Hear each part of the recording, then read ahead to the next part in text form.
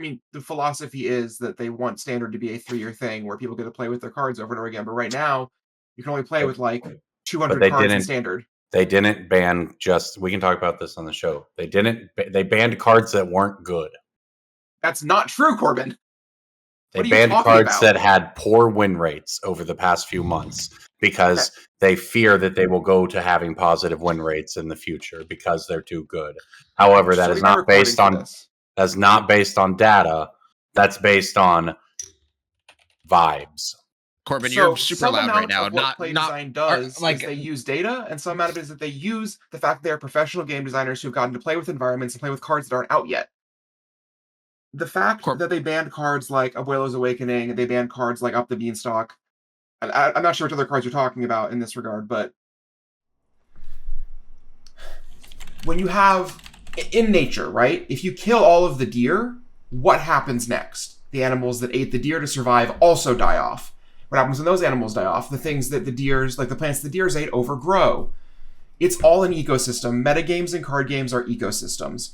And when you pull 4 or 5 of the best things in the format out, things are going to change in a big way.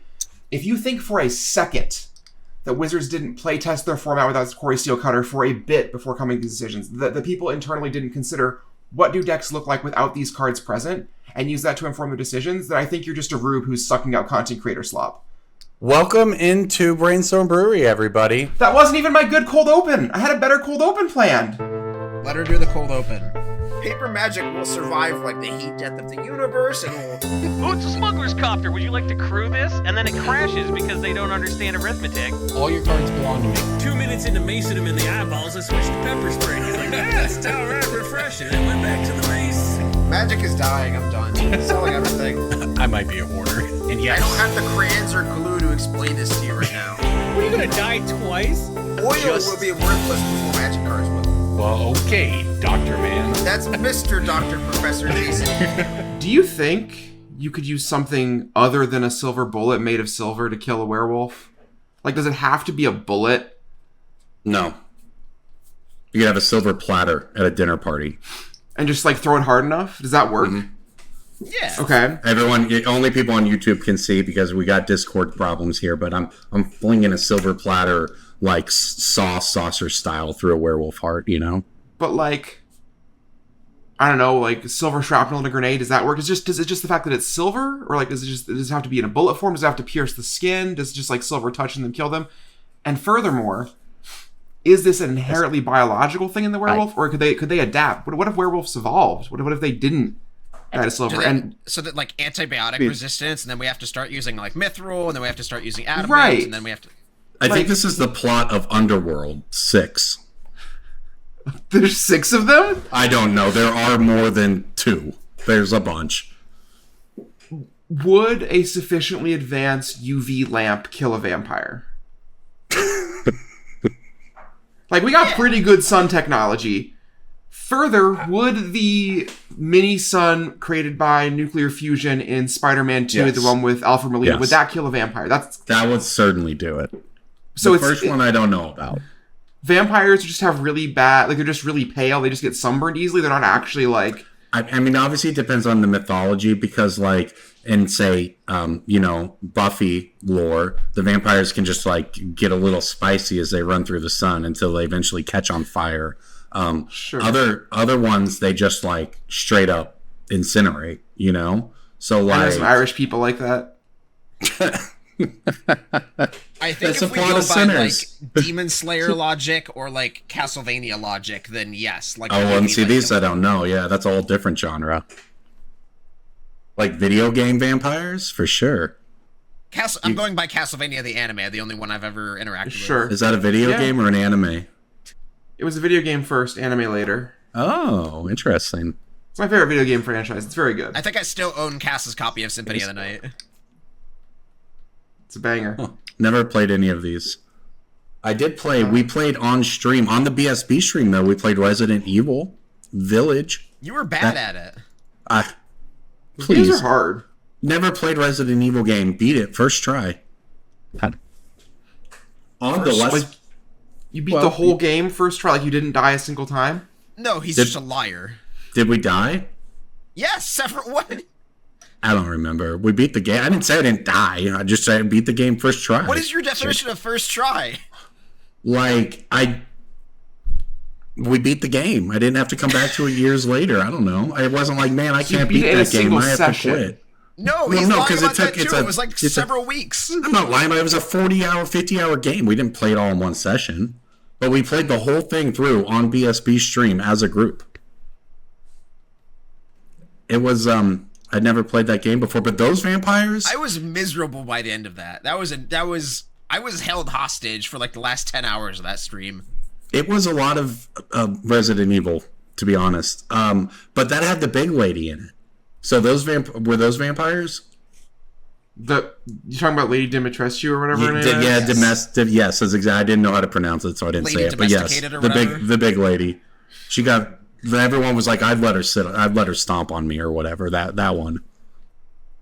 Because she just stomped around the house, creeping on us the whole time. Yeah, man. Hell yeah. But the point is, were those even vampires? Yes. What were they? Yeah, I think I don't remember the rules. I don't remember the rules for how to get rid of them. They were the seducing kind of vampires. Who's to say... Is it specifically light from the sun, or is any bright light enough to kill a vampire? Or is the sun special and symbolic in some way? I think the sun is holy in most of these religions. It's like some sort of like... Oh, that's why it works. So a UV lamp wouldn't do it then? Right. I didn't realize it's not a physical property of the sun. It's like a spiritual property. Yeah. Also, is it only Christian holy water that affects them? Do they have other holy waters? If you get enough... Wait. I have an up... If you have enough people... a devout enough parasocial following of a Twitch streamer, does her bathwater count as holy? Ooh. Is it about the devotion? Is it about the worship? Could a rabbi create holy water that could kill a vampire? These are the questions I'm trying to answer. Yeah, actually, we're in like Pharaoh's devotion territory now. Like, if enough people believe in like Belle Daphne, does she like ascend into godhood? Yeah. One of my favorite things about Judaism is that there are lots of different sects of it, lots of different, rules and traditions and rituals and practices. And oftentimes you will just have people like rabbis, you can ask any question being like, hey, does walking around in the metaverse count as leaving my house on and they have to answer earnestly. They're right. And I think that's one of the coolest things about it, which is why I like asking questions like, does a UV lamp kill a vampire? And I think the answer we came to is no. I think so as Additionally, I never thought of the holy angle. That actually makes sense. Is there a market for vampire sunscreen? Vampires are mostly ageless and very wealthy. Well, that's what they did in Blade. Right? Really? They made vampire sunscreen? Sure, I could be wrong, but I'm pretty sure that the vampire in the movie like puts on a shit ton of sunscreen and walks outside. I could be remembering it very wrong because I can't tell you 20 years ago, but I just remember it being a really, really ridiculous movie. One of the worst movies I've ever seen was called Jesus Christ Vampire Hunter. And the plot of it was that vampires were killing lesbians and taking their skin because lesbians have very nice skin, so they could be daywalkers. And Jesus Christ had to save them by doing kung fu. It's just that I think you should leave bit where he's in like the skin costume in the mall. Too much on me. Ironically though, on the vampire is just like, I want to die, and he tries to like stake his heart. Abraham Lincoln Vampire Slayer was a great movie. I saw that one when I was in high school. I heard it was pretty fun. It was great. Loved that one. Well, there you go. Welcome in, everybody, to the, we're talking about zombies and vampires. It's like Innistrad. It's about magic, but yeah, that's why Corbin sounds like a ghoul right now, is because he's trying to be a real vampire through his microphone. Yeah, we're having some microphone Discord issues. I don't know the definition of a ghoul, but I would say no. In RuneScape, a ghoul is effectively like a failed. We're done here. Like, if you fail the vampirism test, then you become like more of like a hollowed ghoul. That's also that's how it works in Magic too, right? Like nulls on Zendikar are like failed vampirites.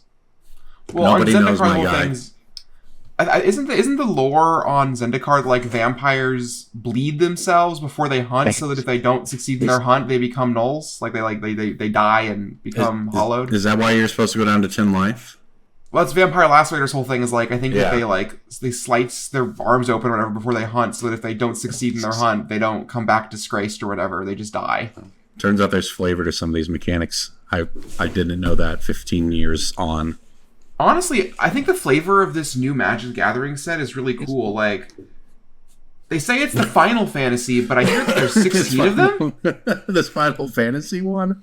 Did you know time somebody brought up a non-Final Fantasy card at the booth in Vegas, and I said, which game is this from? Killed. The best part of being a vendor is getting to use the same stand-up bit 1,000 times throughout the weekend. It's so nice to have a fresh audience of one every single time. The DJ gets to just sit there and perfect it all weekend, just hone his one-liners. Listen, Corbin, the samurai doesn't fear the man who has swung 1,000 different strikes or whatever. Like, you're getting there. You're butchering a quote, and I don't know it any better, but listen, Corbin, I know what you're saying. I get to go on 500 podcasts after this and perfect that bit. It's just who I am. Oh, yikes. If you're going on 500 podcasts, you need to perfect something, and it's not podcasting. Too many podcasts. I'm not holding a shitty microphone right now. Checkmate. Well, it's the same microphone. I don't know, man. I don't know. I blame Discord. It's all messing up. Everything's banned in standard. My camera's been banned from Discord. It's just a lot. It's just a lot. But there's nothing banned in Legacy. True. Let's talk about that. We were talking about this a little before the show. Entomb was the big one to talk about. As part of this reanimation shell that people hate, going back to, I don't know when it all went wrong, with the troll maybe, Lord of the Rings? Is that when things started getting weird? It was honestly, I believe Lord of the Rings was when things started getting bad, but even before that, the Grief Reanimate stuff was pretty brutal with the Entomb package, obviously. Lord of the Rings brought Orcish Bowmasters and Troll of Khazad-dûm, and I believe, what were the three bands? It's Grief, Troll. What was the third Reanimator card that got banned? Oh, Psychic Frog, right? And Frog? Forgot about Legacy, that. Yeah, last year. I think it was the December where they unbanned Mox Opal. But yeah, they banned 3 cards from Reanimator over the years, and it's still kind of sitting at the top of the format. But a couple things worth noting was that the Troll of Khazad-dûm ban brought Reanimator's play rate down by like 10%. And Legacy is an eternal format. You know, I think the goal should be to curate the best format over a long period of time. Reanimator's play rate going down by almost 10%, I think is very positive. The other thing people were really concerned about was Oops All Spells, which I think is not only not a good deck, is only as represented and considered problematic as it is because it can finish a league in like an hour 10. It doesn't particularly do well in challenges, and that's funny. The only time it was really dominant was when people didn't know how it worked yet. And like obviously, it does put a lot of pressure on the format and sideboard cards, and it is generally pretty unpleasant when Belcher is a strong strategy in Legacy. But yes, Legacy is where the strongest cards in Magic go, and there's got to be a home for that kind of stuff somewhere. It's the same reason why I'm really glad they didn't re-ban Lurrus in Vintage, because, one, Lurrus's play rate has gone down substantially since people have had time to kind of figure out how to beat the Paradoxical Outcome deck. 2, they're printing cool, powerful 3-mana cards all the time. They printed Monument to Endurance and Aether Drift, which saw some play, and the new Tezzeret is maybe a reason to not play Lurrus in your PO decks, right? Yeah. But, like, there's got to be somewhere in Magic for these things to exist. And Legacy and Vintage are where the mistakes live, right? Like, they're the country club formats where you get to do all stuff. And, like, I don't think that Balustrade Spy and Undercity Informant are uniquely powerful in terms of fast combo. Like, we've had Storm decks that can kill on turn 1 and 2 pretty consistently for a while. Not quite on the same level of speed as Oops All Spells, but certainly more resilient. Yeah. If Oops All Spells ever ends up with like a 55 to 60% win rate consistently, get it out of here. Like, I'd be thrilled to see it go. Yeah. And me personally, I want it gone, but I understand why they didn't, right? Well, I mean, I think that also there's a part of it where this ban list announcement and because they had already told us at some point in the past nothing was going to change with Modern. In Legacy Pioneer, I know people don't want to talk about it. Some people are very salty that it was left off the competitive schedule this year in favor of 2 Standard or whatever. It is what it is. There's just basically no pressure on the format, so there's no real reason for them to act, even though Red appears to be extremely dominant. I do think it's fair for them to be like, well, until there's a truly major Pioneer event for the good players in the room to try to beat this, we can wait, right? And I don't know if this is the best example, but if you were just looking at like percentages, right? Win percentages, you'd look at the Pro Tour, you see 40% Monstrous Rage decks. But like Izzet Prowess for the first time ever had a sub 50% win rate. Like, despite everyone agreeing that was the best deck and was too good and needed to go for that particular tournament, the best players, many of the best players in the room, chose to bring a different deck.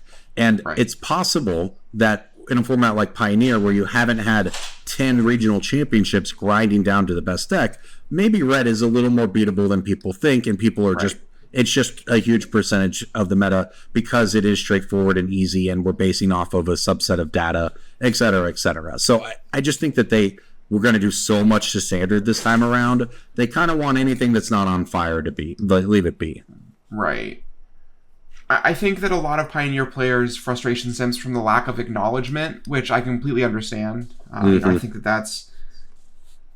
it's one of those things where it's the people who are deciding what tournaments happen are not the same people who decide what gets banned and what doesn't. And there's sort of like that weird inter-department conflict kind of thing that you see happen.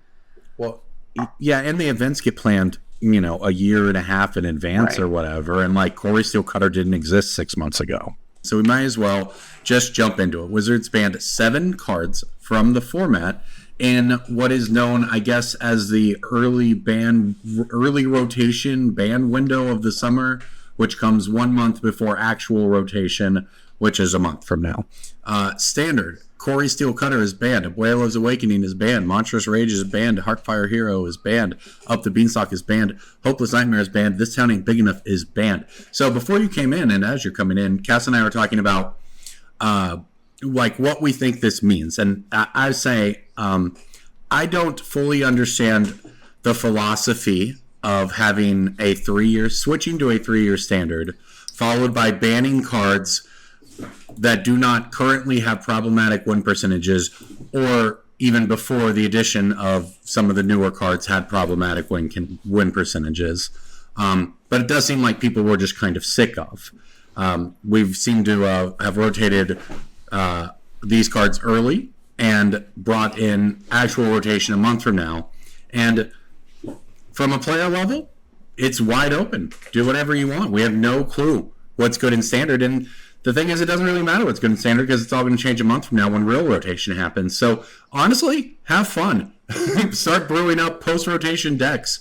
There's a lot open in Standard because they hit cards not just from the top deck, not just from the top 2 decks, but going way deeper. Obviously, they hit Omniscience, they hit Izzet specifically with Corey Steel. They hit 2 cards from Mono Red. They hit Up the Beanstalk from the Domain deck that won the Pro Tour. And then they hit 2 cards from the Pixie decks, Hopeless Nightmare and This Town Ain't Big Enough.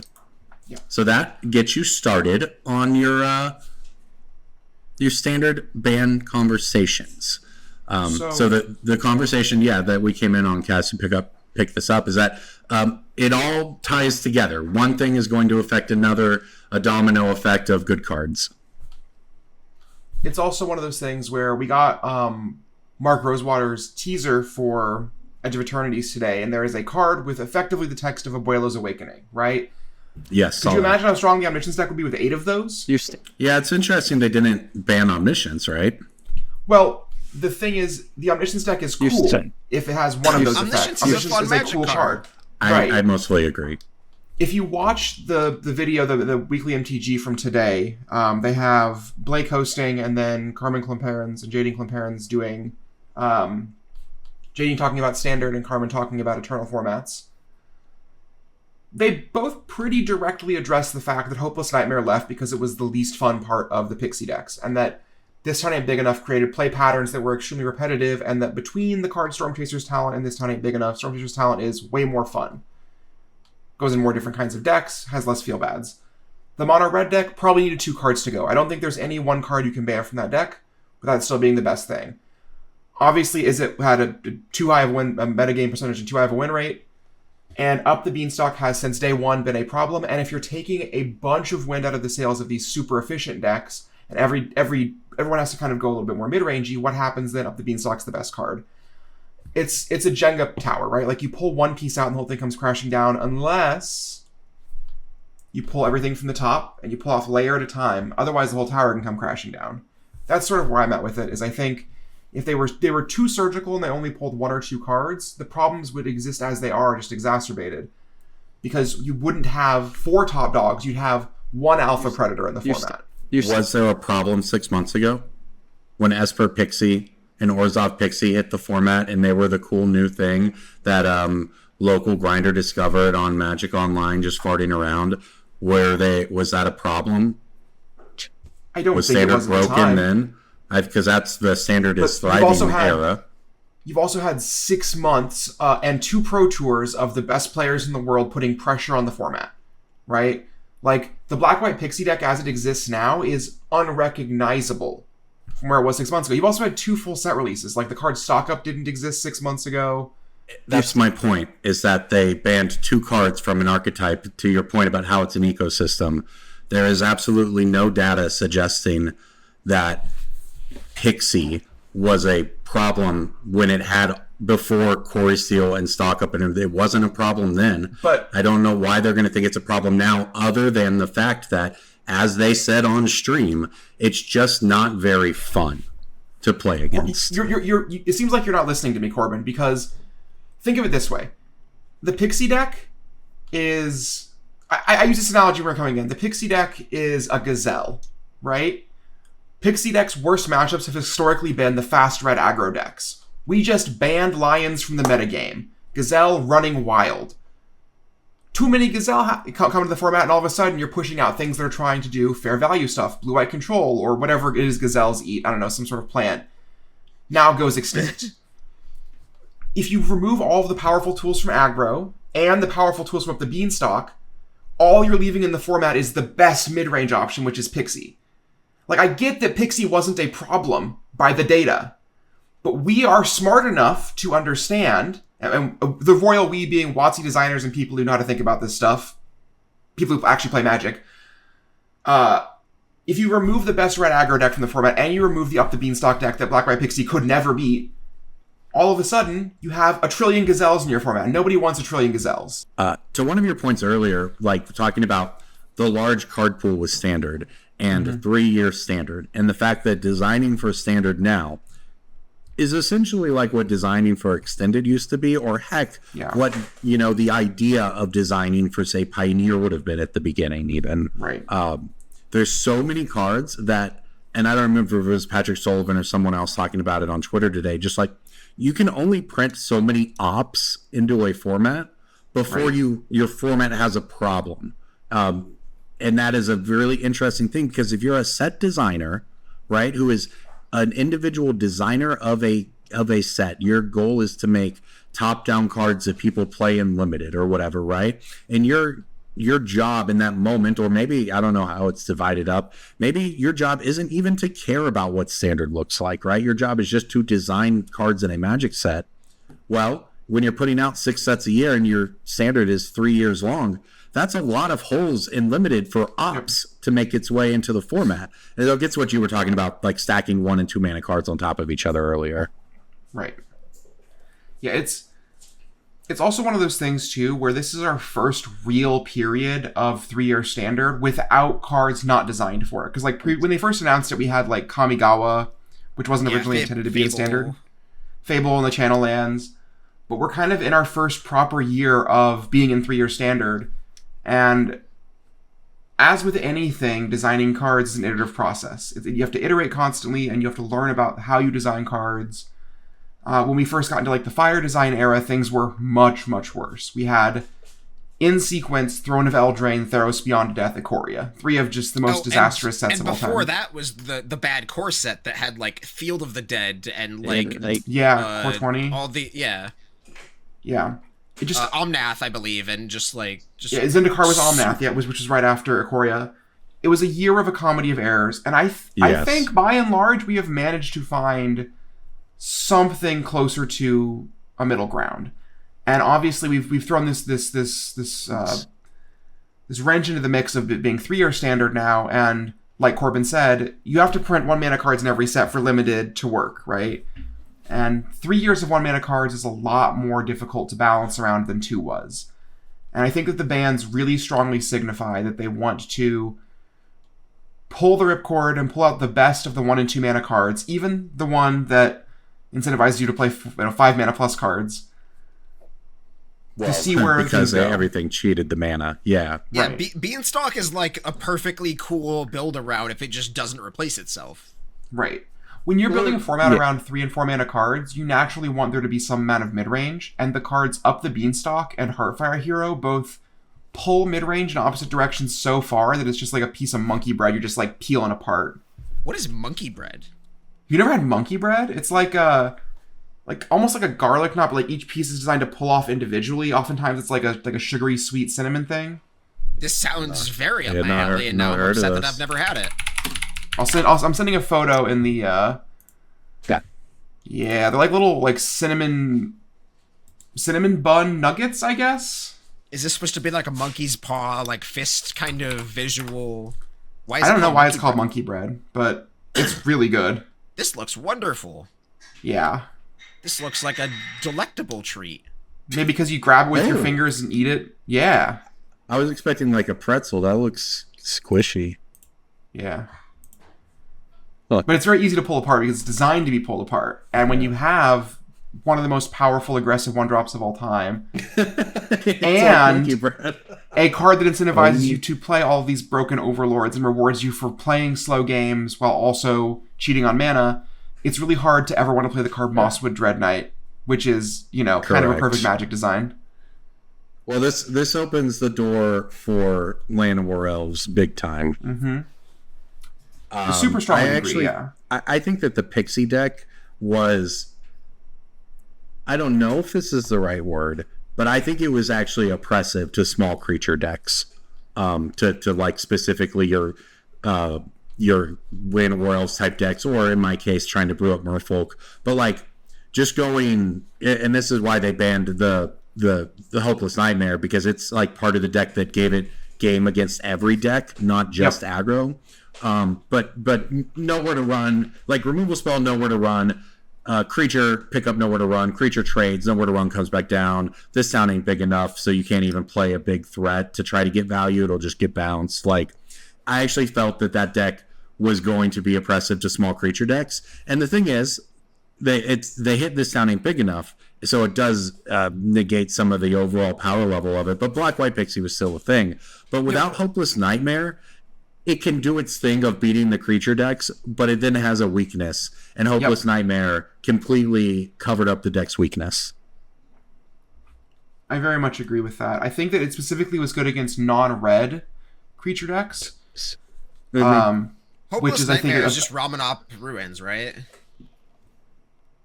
No, there have been it's just games. Not okay for your opponent to be at like starting at 16 life against games when I was preparing for RC Minneapolis where I would just on turn 4 have triggered Hopeless Nightmare 4 times. My opponent was -4 cards, -8 life, and I had spent Hopeless Nightmare and 3 pixies or whatever. 6 mana. Yeah, and the thing is, it's like against creature, like the idea is that if you have the Hopeless Nightmares and your opponent goes Heartfire Hero, maybe that's not as good or whatever. Right. But the problem is it's still fine. And it is very good when you draw your nowhere to runs against blue-white control. It doesn't matter as long as you find one Hopeless Nightmare to loop. Right. And you still have access to that tool in the form of Momentum Breaker, but Momentum Breaker is 2 mana, which is 500 times as much as 1 mana, it turns out. Yeah, that deck felt like, and that's actually a perfect example, I think, of a deck that kept getting small upgrades to a point it became really powerful. What do you actually like in Standard now, Cass? Like, what are you excited to brew with is probably a better way to put it. Honestly, I have no idea. It's so wide open now until we find lanes. Naturally, I kind of gravitate. Good. A cool interaction I've actually seen is the draft common demon wall from Final Fantasy. Notably has the creature types demon and wall. Is a 2-mana demon, so you can curve it into Unholy Annex. Oh, I ran into that in like Pioneer or something. A little green-black or like maybe black-white mid-range is kind of my thing. I would also... A card I'm kind of eyeing, potentially, depending on how Edge of Eternity shakes out, is I really like the Lost Caverns of Ixalan, like blue-white artifacts deck with Simulacrum Synthesizer. Yeah, that one could Those come cards back. are all really exciting to me. And if we're getting a whole artifact set, maybe we'll see some stuff to juice that up. Tezzeret probably goes pretty well in that deck, just saying. Blue-red artifacts. The synthesizer. You're talking about the 3-drop that makes constructs, or are you talking about the Birthing Pod card? I mean, both are cool, but I was specifically talking about the construct one. Sorry, yeah. I actually had messed around a little bit in a blue-red where I was playing that in a repurposing bay deck. Like, all of this is hopefully on the table now, that they have hopefully slowed the format down, is I think a large way to look at it. I'm also Deep-Root Pilgrimage still legal, just saying. Still infinite combo available with Merfolk. Yep. There are a number of pretty cool infinite combos available. Well, actually, I think maybe the top dog contender right off the bat in this format is Soul Cauldron plus Vivi. Yeah. As that did pretty well at the PT. The good news is that deck is pretty easy to hit out if you choose if you decide that you need to. Yeah, Vivi might be a problem long term. It's really good. But it is 3 mana and then requires you to spend more mana, so hopefully it's fine. Yep. But and the ways to cheat mana on it involve Soul Cauldron, which is an artifact and relies on the graveyard, so... Yeah, Soul Cauldron itself, it's one of those cards that came out, like, it's, I guess, only been a few years ago now, but it was like 6 iterations of Modern ago. Well, it hasn't even been a few years ago. It's been like a year and a half, which is the crazy part, because when I saw the standard bannings, I was like, oh, they banned Monstrous Rage before it rotates next month. Oh, no, that card was here for a while. That card was here until like winter 2027 or something like that. It was like June of last year Bloomburrow came out, right? Yes. Monstrous Rage was Wilds. Was Eldraine, yeah. Oh god, you're right, yeah. For some reason that card feels like a Bloomburrow card because it's good with all the Bloomburrow cards. Well, it has a bear on it, so like you're not... Yeah, Eldraine was not even... What was September 23, so not even 2 years ago, yeah. It feels like we went through so many iterations of Modern in that time. Modern does feel like a format that it's weird where like Energy's been the top dog kind of since MH3, I guess since Nadu ban. But also it feels like the format changes 5 times a year. They keep trying to... It's a mix of getting destroyed by... They get destroyed by a new set or a Horizon set, and then they'll take like 6 months to fully prove that it's broken, and then to ban something, and then you kind of play another 6 months, and then something else. Like, I don't want to just be like, rotating format, but it's really difficult to like. I don't even know the last Modern meta I truly like remember. Like, I guess it was like Yawgmoth Rhinos days where it felt even vaguely stable. Well, so I think the way to think about it now, for better or for worse, is that Modern archetypes change a lot. Yeah. But I think I said this when they unbanned like Green Sun Zenith and Mox Opal and Faithless Looting, and not Slender Twin doesn't count for this conversation. The other 3 cards is those are 3 like the only 3 pre-Fire Design cards that have the staying power to always hang in Modern, right? Like those are legacy power cards. And so like I think you kind of are a Mox Opal person, or you are a Green Sun Zenith person, and like even Amulet Titan's been a deck for 8 years now or something. Amulet Titan has famously the last time that Wizards banned, like when people didn't think it necessarily deserved it in a big case, was Splinter Twin, which gave rise to Amulet Titan at that PT, if I recall. And it's... Well, I thought the Splinter Twin ban PT was the Oath of the Gatewatch. Why are you guys still playing this deck? Summer Bloom is banned, guys. Right. Well, this is to say, like, in old Legacy, you bought a format pillar, and that was your deck. You were either a City of Traders guy, or you bought, Force of Will Wasteland, you were a Merfolk player, or if you were Mr. Moneybags, you bought Trops and Volks, and you played the Canadian Thresh.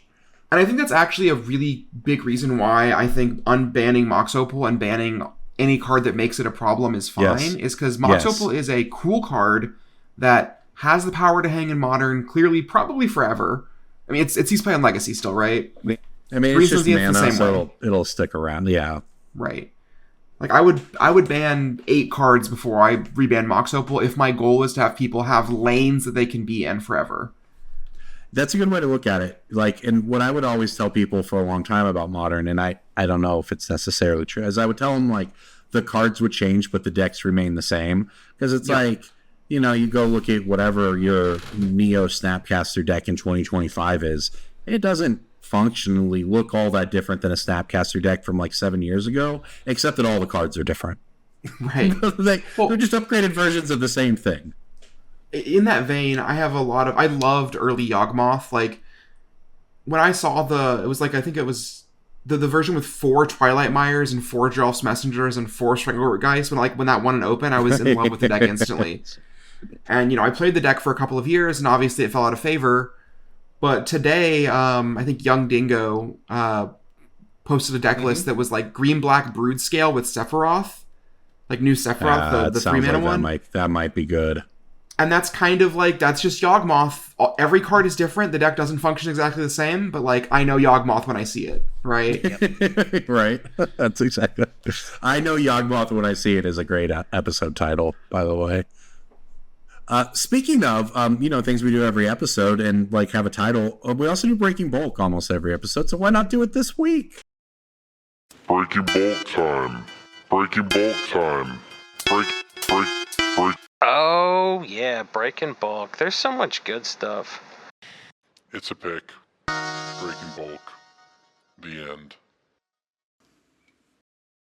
As a reminder, you can go to MTGstocks.com because that is where we get I'm being attacked by a cat while I do this. So people on YouTube, check out the cute cat while I do this ad read. Go to MTGstocks.com. It's the best place for all the Magic financial information on the internet. It's what we use for all of our picks, our breaking bulks. It's the place with price charts going back a very long way. So with that said, let's jump into some breaking bulk. Ice Age Black Common, go. Don't know. Black Common? Dark Ritual. Yeah. No, that's an alpha card, Corbin. No, it's in that set you said.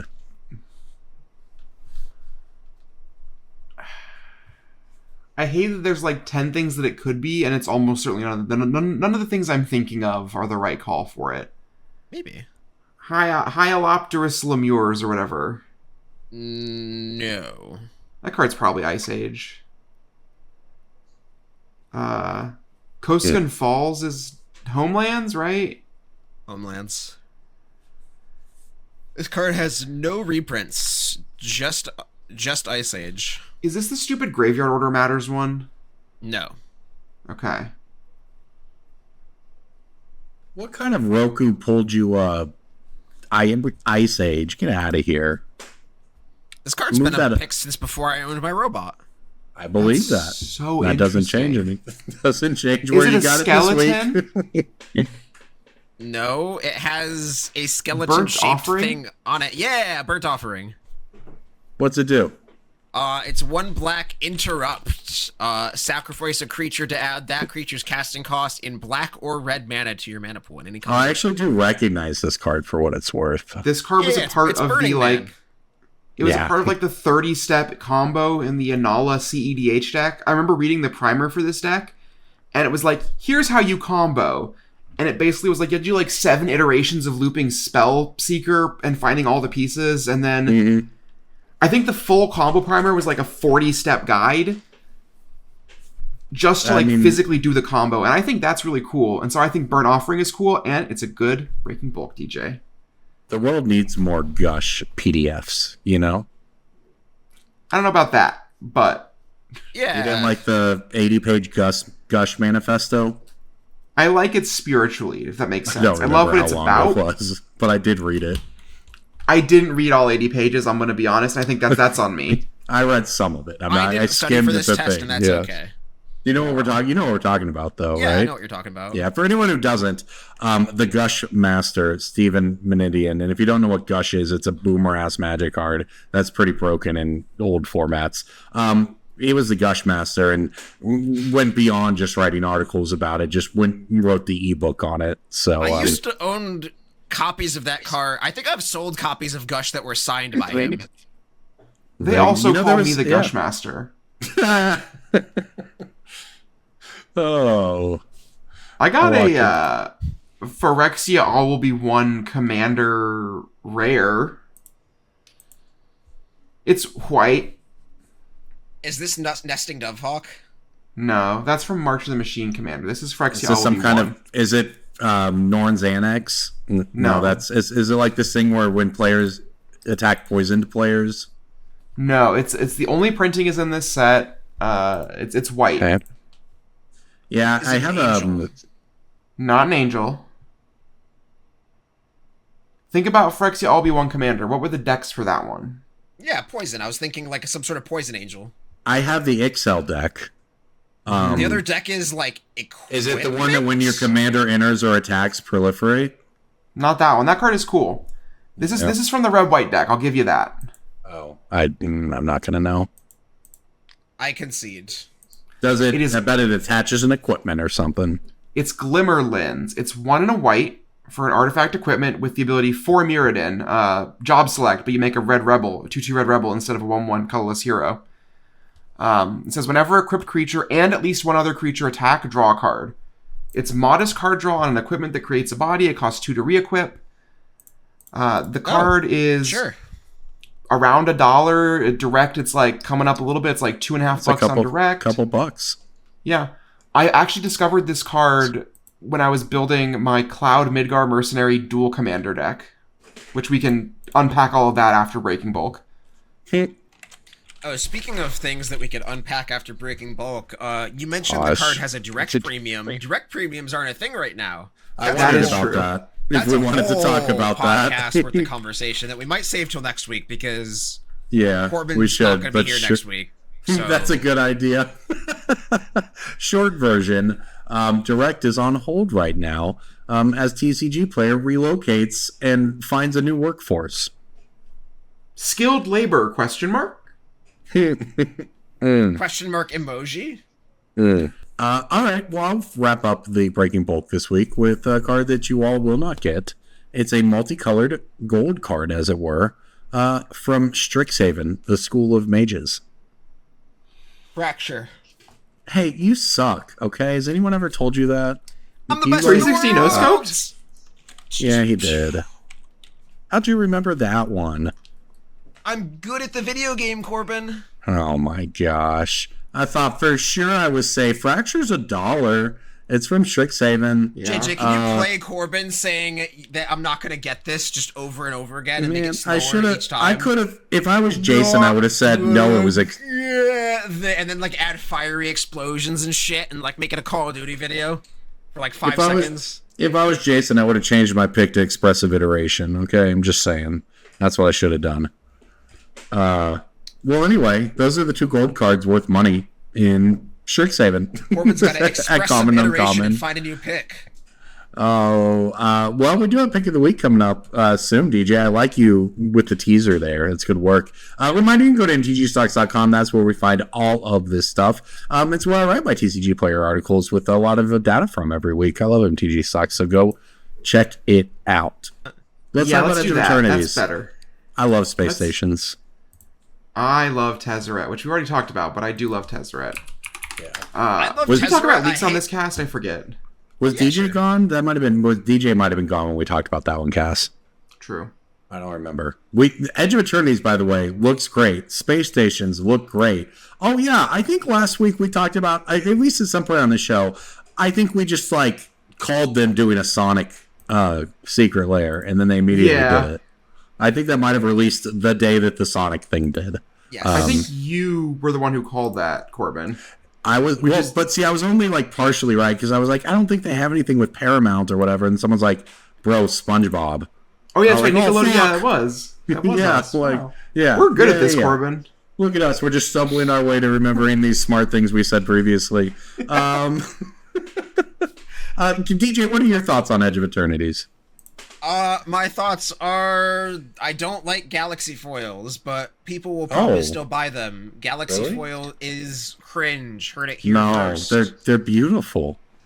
You can't tell they're Galaxy foil unless you shove them in somebody's face and wave them back and forth. That makes them not cool. Okay. Not cool. We're gonna test DJ using my webcam here. All right. ASMR for everyone what version right of now. Tifa is this? Kitten's purring. Surge. Right. But I had to shove it in the fucking camera. That was actually not a very good thing. JJ cut that. I got owned. Yeah, Edge of Eternities. It's different. It's neat. It's cool. It's gonna be a thing. I strongly believe that they made the right choice in having this set lead after Final Fantasy, because I think there is some decent overlap between person who gets into the game through Final Fantasy and person who wants to explore deep space machines. I don't know if you're being sarcastic or not, because I don't know enough about these things. I genuinely think that's like a Venn diagram with that's close to a cylinder. If we don't get at least 2 Star Trek references, I'm gonna be cranky. Additionally, there is a leak. I don't know if we're talking about leaks right now, but there was an Eldrazi card leaked. Oh, I didn't see this. Cover thy ears if thou wish not hear the poisonous leaks. The card has a very cool name. It's called Anti-Causal Vestige.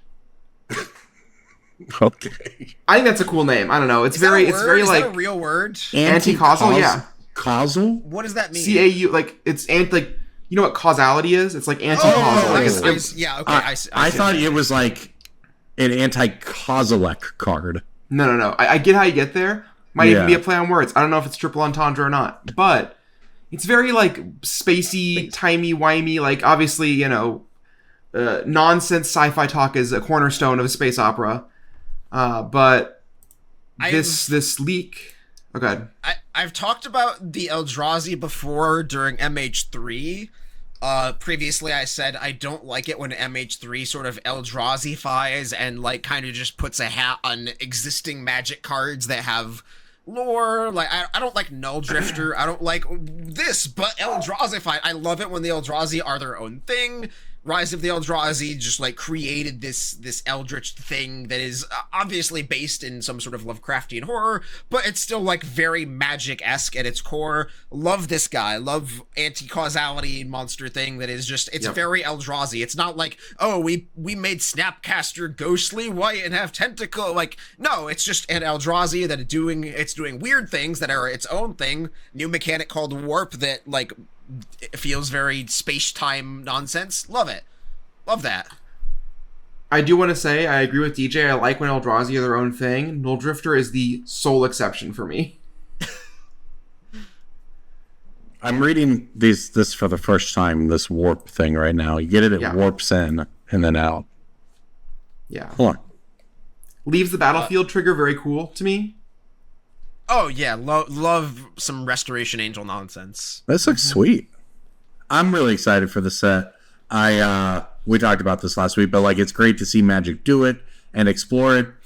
Some of the conversations I've had over the past few months since I decided to mix it up with people about Universes Beyond is interesting because some people say, I don't mind the Universes Beyond so long as they're fantasy themed, high fantasy adjacent, whatever. And it's like, those people probably, do they hate this set?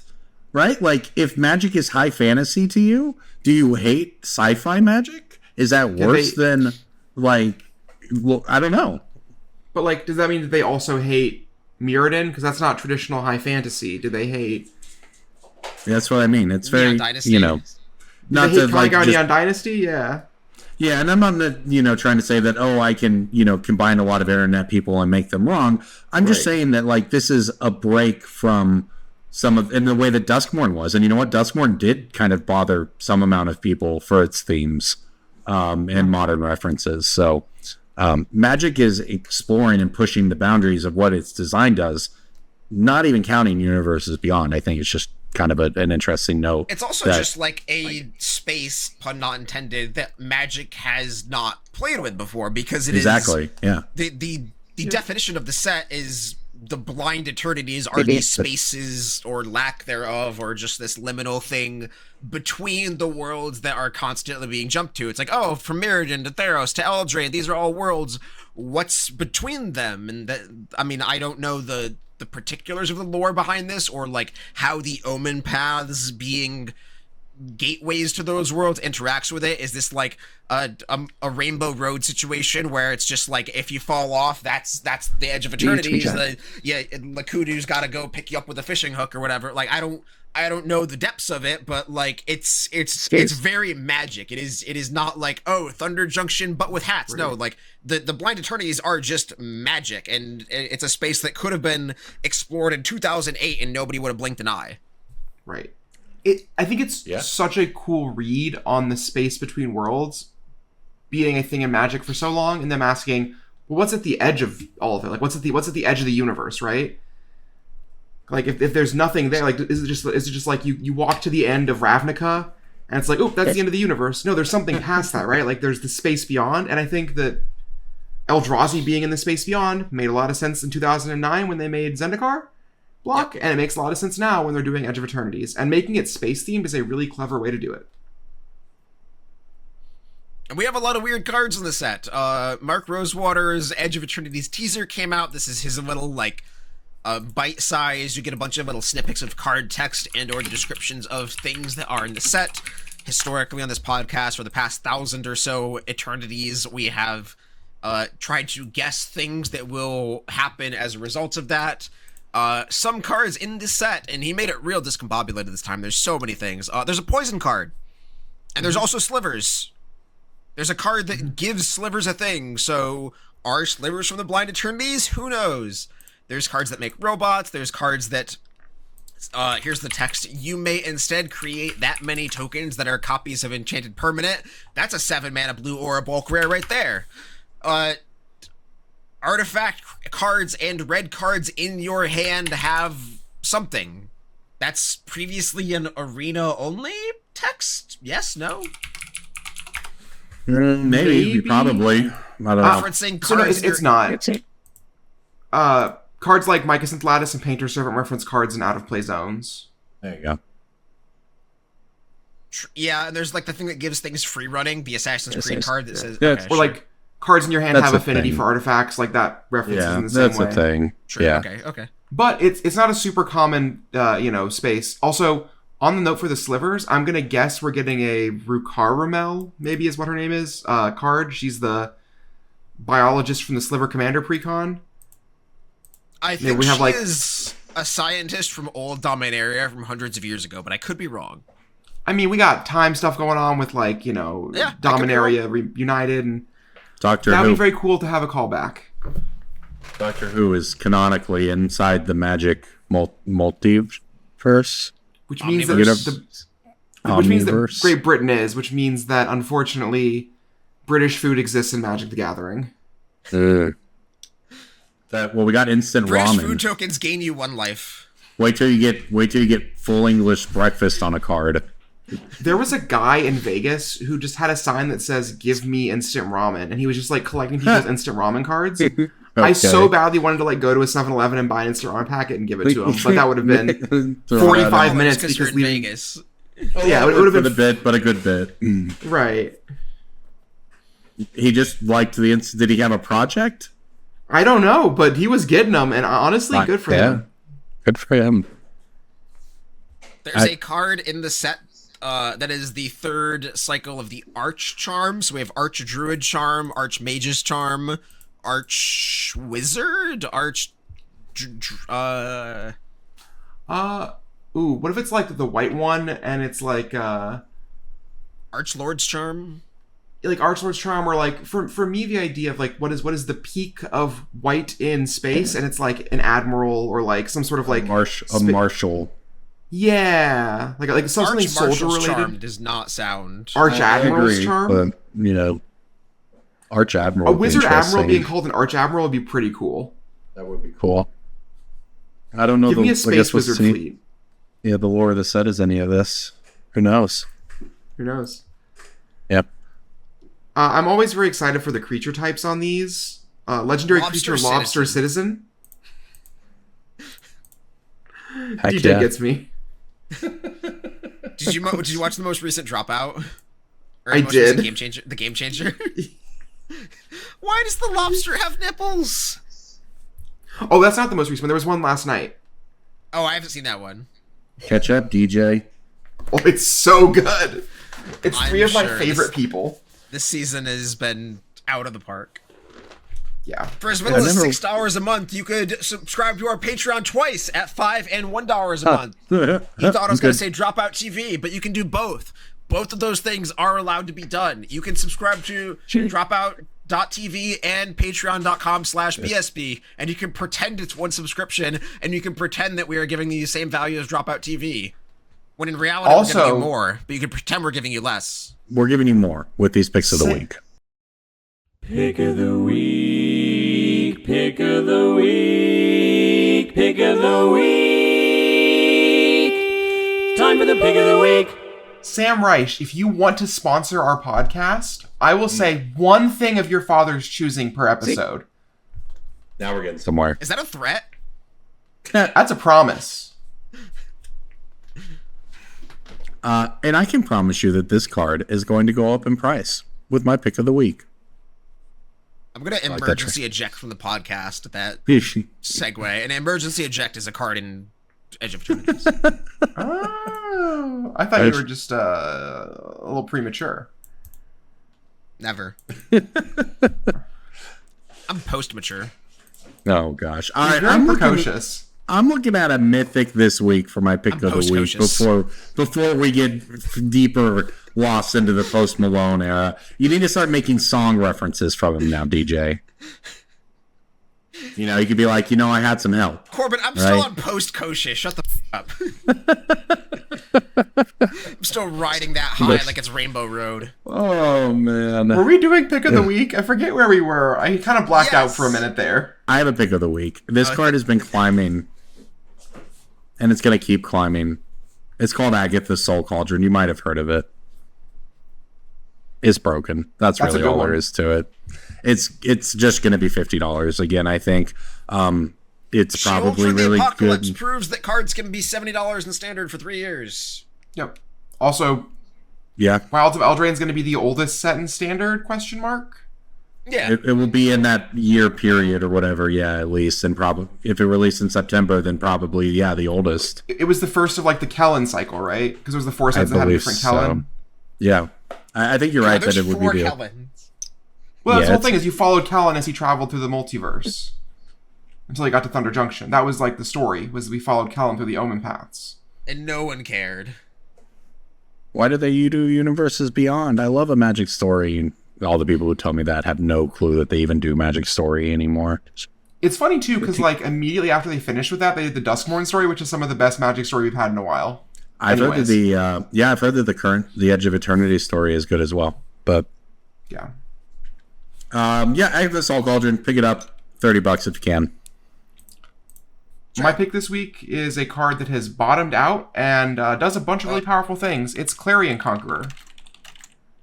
Oh, I thought you were going to pick mine. I was going to be mad. Mine is also bottomed out. Clarion Conqueror is a 3-mana 3/3 flying dragon that says activated abilities of artifacts, creatures, and planeswalkers can't be activated. It's Stony Silence, Curse Totem, and New Thing, all on one card. So he's playing on a Eternal 3/3 flyer. Yeah. Yep.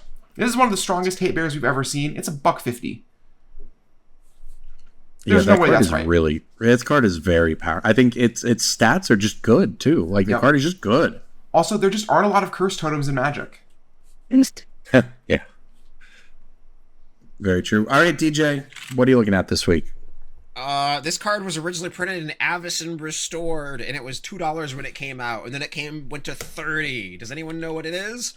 It's Craterhoof Behemoth, and Craterhoof Behemoth is like $10 right now because it was reprinted in Tarkir Dragonstorm, and everyone just tossed them to the side because they wanted their big, dumb, flying idiot creatures. And Craterhoof has gone from like 20-ish when Tarkir came out. It is now 10. Nobody's opening Tarkir packs anymore. We're on to Final Fantasy and Edge of Eternities and whatever's after that. Similar to Clarion Conqueror being $1.50 from similar era. Craterhoof Behemoth will be $30 again, probably. if not 30, then 20, but definitely more than 10, because this has been around for 15 years, and it's still the best thing you can do with a bunch of green mana and just some stuff on the board. It just kills everyone. It just kills. I didn't realize this was in the set proper. Yeah. Like, if you told me and said, sure, it's a bonus sheet thing, blah, blah, blah. No, it's just like actually exists in standard. I do like that we still get reprints into standard proper. Like Coward of Souls being an Ixalan sure. and Craterhoof there. Also, the corollary for Craterhoof Behemoth being reprinted is also Craterhoof Behemoth. Card was in Commander Masters in the summer of 2023. It was like $35. It went down to $25. Then it went back to $35. Then it got reprinted. So, like, Craterhoof Behemoth is a roller coaster. You should get on that big spiky back and ride it to victory. There you go. Craterhoof Behemoth going from 10 to 16 pays for your dropout subscription. Or your BSB Patreon, which we appreciate because you buy it is in fact two Craterhoofs. Yeah. And make $12 and do both. Do it both, yeah. The value. It's mathin'. All right, well, I think that does it for us. I'll tell you all, I'm actually on a bit I got like a personal trip coming up, but I'm on a bit we've got a bit of a magic lull in events, at least for me. Do you all have anything coming up? My next Magic event is not for like 7 weeks. Yeah. That's crazy. My wife's gonna be so sick of me. I'm flying back to Virginia to my old store for spend a week with some friends and to play the Edge of Eternities pre-release. But until then, I'm just kind of chilling.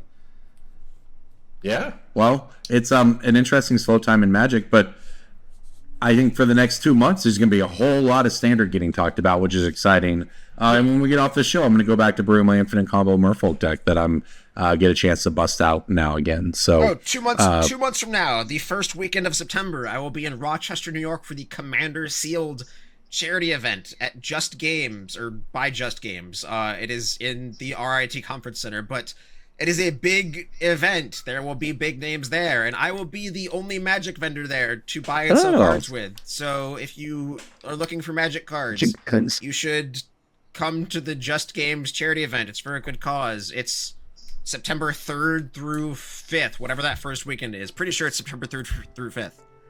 I'll be there.